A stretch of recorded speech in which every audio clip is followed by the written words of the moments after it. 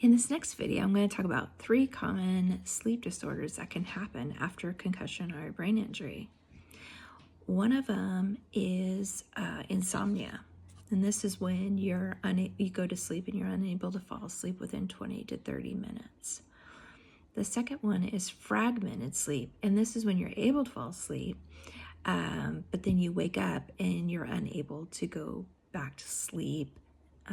You may stay up 2 or 3 hours, or you're not able to go back to sleep at all. And with people who are 40 years or older, it's a normal sleep pattern to fall asleep, wake up, and either check on the kids or go to the restroom, and then be able to fall back to sleep within 20 to 30 minutes. So if you're having that just brief interruption sleep, that's a normal sleep pattern. Fragmented sleep, like I said before, is when it exceeds that 30 minutes going into 2 to 3 hours, and then some people don't even go back to sleep for the rest of the night. And you unfortunately can have both of these: difficulty falling asleep. Then once you fall asleep, then your sleep is disrupted by a significant amount of time. The third common sleep disorder that can happen after a brain injury is sleep apnea, and researchers have found that sleep apnea is higher in traumatic brain injury survivors when compared to the general population. Symptoms of sleep apnea, because I wanted to say that a lot of people aren't aware that they have it, and they think that they sleep just fine.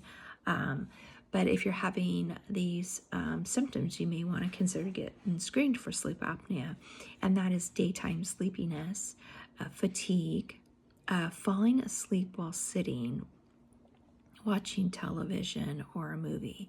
That is not normal. Most of us don't do that, so that's a symptom to monitor.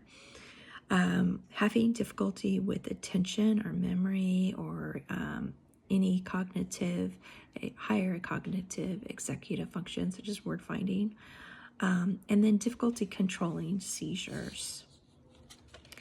Untreated sleep apnea can increase your risk of heart attack, stroke, cancer, and dementia. If you think that you may need to be screened for sleep apnea, just notify your general practitioner, and they can send you a referral to have the test done. And it's really easy tests to do. They usually give you equipment that you take home and you wear for 5 to 8 nights, and you get to sleep in your own bed. It's not a test where you have to go to a sleep lab. And then once it's done, then the doctor can prescribe if you need to get treatment for your sleep apnea or not. But while you're recovering from your brain injury, make sure you make sleep and good quality sleep a priority to support your brain's healing. So take care, get better, get stronger.